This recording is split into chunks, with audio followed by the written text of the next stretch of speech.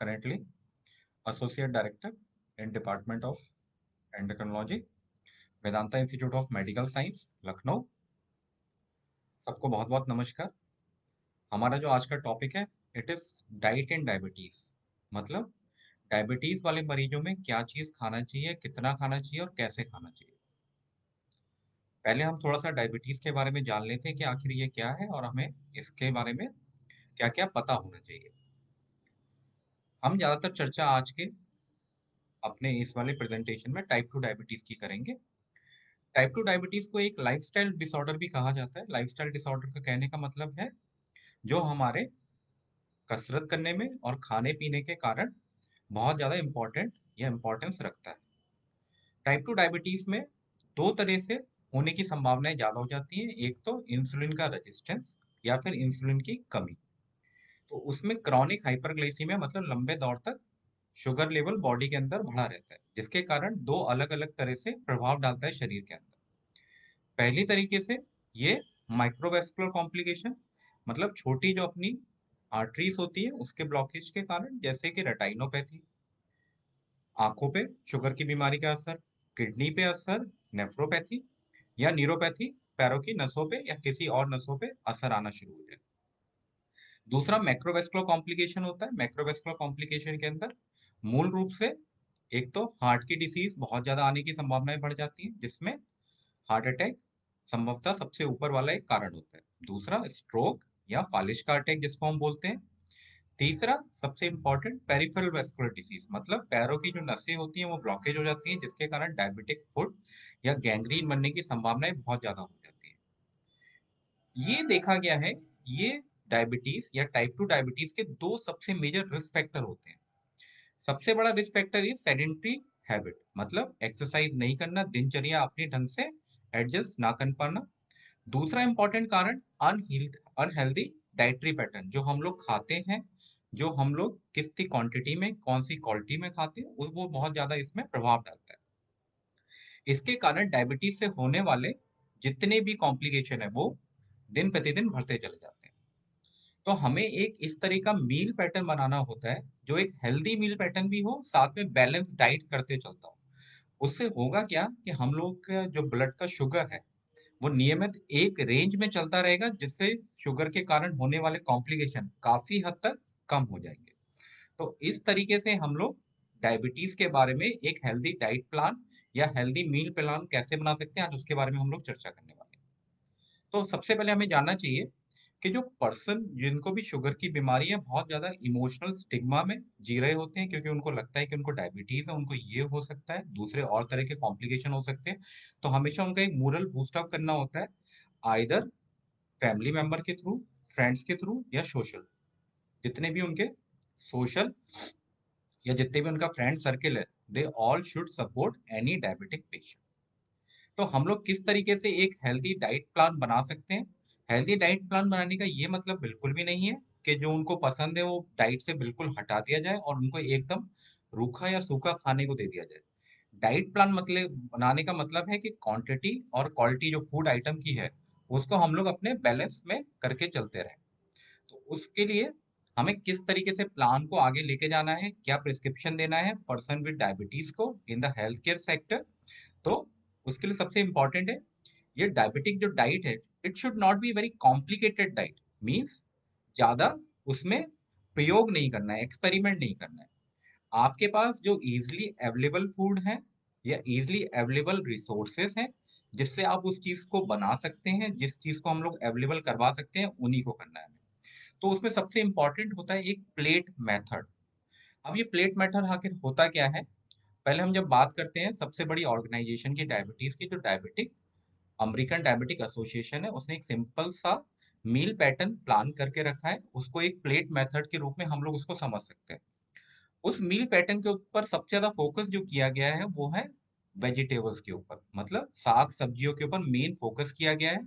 उसी हिसाब से जो आपका मील पोर्शन है वो इक्वली अमाउंट में चार भागों में डिवाइड हो जाता है।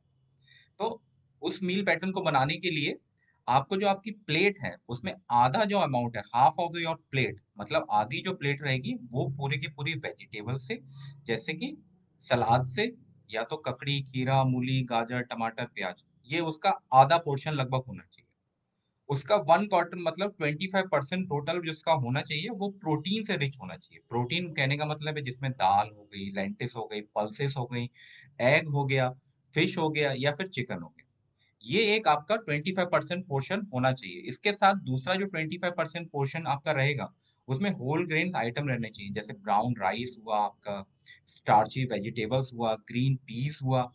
तो ये सारे के सारे एक प्लेट मेथड के अंदर आते हैं, मगर इम्पोर्टेंट इसके साथ में आपको ऐड करना होता है सर्विंग फूड फ्रॉम फ्रूट्स। आपको फल भी उसके अंदर डालने होते हैं। फल आप खा सकते हैं, अमरूद, सेब, संतरा, नाशपाती, मौसमी।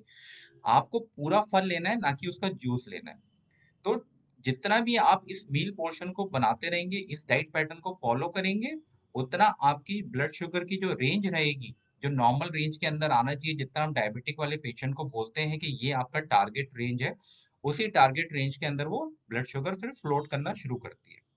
हमें कोशिश ये करना है, एम जो हमारा रहेगा इस डाइटरी मील पैटर्न को बनाने में, कि हमें ज्यादातर नेचुरल फ्रूट्स लेने हैं, अनप्रोसेस्ड फूड मतलब जिनकी प्रोसेसिंग ज्यादा नहीं हुई हो, लेस पैकेजेबल आइटम मतलब जिनकी पैकेजिंग नहीं होती है, जो आपको इजीली मार्केट में कहीं पर भी शॉप में अवेलेबल हो जाते हैं, और जो आपको बहुत कन्वीनियंटली अवेलेबल होते हैं, उन्हीं फूड्स का आइटम करना है, उपयोग करना है। अब आपको क्या ज्यादा खाना चाहिए और क्या कम खाना चाहिए, किसी भी डायबिटिक वाले पेशेंट को वो बहुत इंपॉर्टेंट है, उसके बारे में आपको जानकारी होनी चाहिए। हेल्दी फैट जो अपने को नट से मिल सकते हैं, ऑलिव ऑयल से मिल सकते हैं, फिश ऑयल से या फ्लैक्स सीड से, इस वाली चीज को आपको ज्यादा उपयोग करना है। दूसरा, फ्रूट्स और जो वेजिटेबल्स आप यूज कर सकते हैं वो आइडियली फ्रेश होने चाहिए। सीजन में जो मिलते हैं उसी को उपयोग करिए। ज्यादा अगर आप नॉन सीजनल फ्रूट्स को लेने की कोशिश करेंगे तो ज्यादातर वो पैकेजिंग में आ जाएंगे या फिर प्रोसेस फूड हो जाएंगे, तो उसमें आपको ज्यादा बिलीव नहीं करना है। आपको ज्यादातर ग्रीन लीफी वेजिटेबल्स, पंपकिन हुए, पूरा फल लेना है, जूस उसके बारे में कभी नहीं लेना है। आपको ऐसे भी चीजें लेनी होती है जिसमें हाई फाइबर कंटेंट सीरियल्स होते हैं। हाई फाइबर्स का मतलब है जिनमें आपका डाइजेस्टिव सिस्टम और इम्पोर्टेंटली कॉन्स्टिपेशन से आपको राहत मिल सके। हाई क्वालिटी प्रोटीन लेना है, जैसे एग हुआ, बीन्स हुआ, लो फैट डेयरी प्रोडक्ट्स हुआ और योगर्ट हुआ। तो इसका आप उपयोग करके ये वाले जो वो आइटम है जिसको आपको ज्यादा उपयोग करना है अपने डे टू डे लाइफ में। दूसरे ऐसी चीजें हैं जो आपको लेस मतलब बहुत कम मात्रा में यूज करना है, जैसे partially hydrogenated deep fried foods जो होते हैं, पैक्ड आइटम है, व्हाइट ब्रेड हुई, या फिर आपकी शुगरी सीरियल्स हुए, या फिर रिफाइंड पोटैटो, या आप राइस यूज करते हैं, तो इसमें आपकी मात्रा आपको कम कर लेनी है। अगर हम एक बैलेंस डाइट, हेल्दी डाइट को आप बना लेंगे, तो उसमें शुगर भी और साथ में शुगर के होने वाले कॉम्प्लिकेशन के लिए काफी हद तक आपको आराम मिल जाएगा। अब मैं कुछ उदाहरण पर बताने की कोशिश करूंगा जिसमें आप कैसे एक कॉम्प्लीमेंट फूड को दूसरे कॉम्प्लीमेंट्री फूड से किस तरीके से रिप्लेस कर सकते हैं। अगर आप अपने घर में व्हाइट राइस का यूज करते हैं, तो व्हाइट राइस के जगह आप ब्राउन या व्हाइट राइस या दूसरा कोई आइटम उसके रूप के उसके अल्टरनेटिवली आप यूज कर सकते हैं।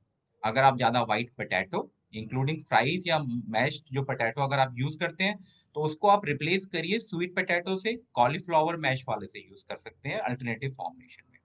अगर आप रेगुलर पास्ता यूज करते हैं, तो होल जो व्हीट पास्ता आता है, ये आपके लिए काफी हद तक मददगार साबित हो सकता है शुगर वाले मरीजों के लिए। अगर आप व्हाइट ब्रेड यूज करते हैं, तो सबसे इंपॉर्टेंट ये है कि व्हाइट ब्रेड को आप अल्टरनेटिवली होल व्हीट या होल ग्रेन ब्रेड आप यूज कर सकते हैं। शुगरी ब्रेकफास्ट आप सीरियल्स यूज कर सकते हैं, तो आप यूज करते हैं, तो आप high fibre low sugar cereals आपको यूज करना चाहिए। आप जैसे कॉर्नफ्लेक्स का काफी लोग यूज करते हैं इन द ब्रेकफास्ट के समय। इंपॉर्टेंट ये है कि आप उसको कट डाउन कर दें, उसकी जगह रोल्ड ओट्स आते हैं, आप उसको यूज करेंगे तो उसमें काफी हद तक, या low sugar brain flask use करेंगे तो वो आपको काफी हद तक आपकी शुगर को स्पाइक्स में नहीं जाने देंगे, उसको मेंटेन करने की कोशिश करेंगे। कई लोग कॉर्न्स यूज करते हैं, तो उसकी जगह आप पीस या फिर ग्रीन लीफी वेजिटेबल्स आप लोग यूज कर सकते हैं। तो इंपॉर्टेंट मैसेज जो डाइट इन डायबिटीज है, be smart over your diet pattern. अगर आप बहुत ज्यादा मिठाइयों का बहुत आपको रहता है कि मिठाइयाँ हम लोग नहीं खा पाते, हमें मिठाई भी खानी चाहिए, तो डायबिटीज का ये मतलब नहीं है कि आपका जो पहले का जो आप खाना या आप जो डाइट लेते थे वो पूरी तरीके से बंद कर देना है। उसमें इंपॉर्टेंट जो है, उसमें 3 स्टेप रहते हैं। पहले तो रिड्यूस योर क्रेविंग फ्रॉम, मतलब जितने भी मीठे आप जो चीजें लेते तो उसकी क्रेविंग को पहले थोड़ा कम कर लीजिए।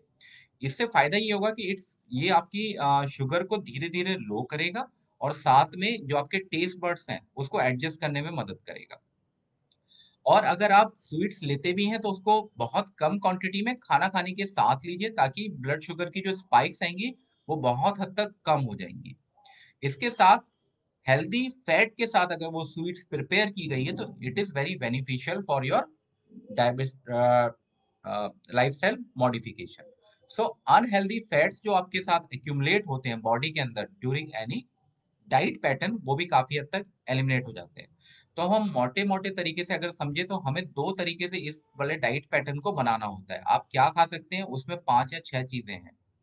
पहले तो आप कोशिश करिए कि सबसे ज्यादा अपने डाइट पैटर्न के अंदर सलादों का उपयोग करें, जैसे ककड़ी हुआ, खीरा हुआ, बाकी गाजर हुआ, टमाटर हुआ, प्याज हुआ, ये सब आप चीजें आराम से उपयोग में लेके आ सकते हैं। डेयरी प्रोडक्ट का अगर आप दूध वाले आइटम का यूज करना चाहते हैं तो दूध, दही, मक्खन, कुछ हद तक पनीर, और आप मक्खन थोड़ा सा, ये आप प्रयोग में लेके आ सकते हैं। इसके साथ अगर आप नॉन वेज खाने का शौक रखते हैं तो ये बोला जाता है कि फिश अगर 1 से 2 सर्विंग एक वीक में करा गया हो, चिकन 15 दिन में एक बार, और मटन 1 महीने में एक बार, तो आपका जो डाइट पैटर्न रहता है वो लगभग बैलेंस अमाउंट के अंदर बना रहता है। इसके साथ ही अगर आप फलों का उपयोग करना चाहते हैं तो उसमें अमरूद हुआ, सेब हुआ, संतरा हुआ, नाशपाती हुआ, मौसमी हुआ, ये सब आपके बैलेंसिंग अमाउंट में अगर लिया जाए तो आपके डायबिटीज को स्पाइक या कम करने में अच्छा खासा मददगार हो सकते हैं। इसके साथ ही हमें ये भी जानना बहुत ज्यादा आवश्यक है कि हमें कितना टहल लेना चाहिए या कितना कसरत कर लेना चाहिए। रोजाना लगभग 30 मिनट ब्रिस्क वॉकिंग, मतलब तेज तेज कदमों से टहलना बहुत ज्यादा जरूरी है। इसी के साथ हम जो मील पैटर्न बनाते हैं वो सबसे ज्यादा उसका एडवांटेज हम लोग को मिलता है वो ज्यादातर हम लोग को लंच और डिनर टाइम में मिलता है, क्योंकि ब्रेकफास्ट ज्यादातर लोग बहुत कम कर पाते हैं या स्किप कर जाते हैं। मगर सबसे important pattern is eat at regular set time. अगर आपको ब्रेकफास्ट अपना लेना है, start your day of with a good breakfast. इससे होगा कि it will provide your energy और साथ में ब्लड शुगर लेवल को एक नॉर्मल रेंज के अंदर मेंटेन करके चलता रहेगा। साथ में दूसरा, eat regular small meal up to 6 per day, मतलब छोटे छोटे से मील लेने हैं, 4 से 5 बार, से 6 7 बार आप आराम से उसको ले सकते हैं। और कोशिश ये करिए कि जो आपने मील पैटर्न बना रखा है वो हर डाइट पैटर्न का लगभग कांस्टेंट अमाउंट रहेगा। आपने लंच में जितना लिया है उसी के हिसाब से डिनर होना चाहिए, और उसी के हिसाब से नेक्स्ट डे का शेड्यूल प्लान होना चाहिए, सेम डे रेप्लिकेट होना चाहिए नेक्स्ट 2 और 3 और 4 डे और विद ए वीक प्लान। तो आप इस तरह का ईट पैटर्न या मील पैटर्न बना के रखें जिसको आप एक हफ्ते के लिए सेट करके रख सकें।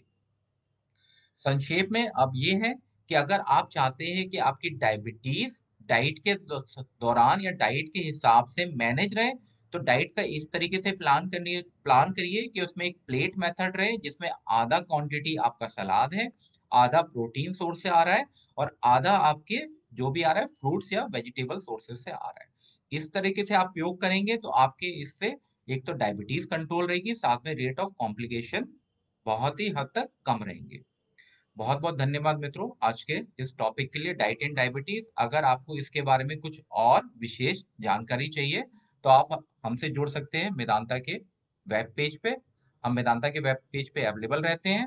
उसमें आप हम लोग को मेल भी कर सकते हैं मेदांता के आईपी एड्रेस पे, तो उसके हिसाब से हम आपको जवाब देते रहेंगे। बहुत बहुत धन्यवाद।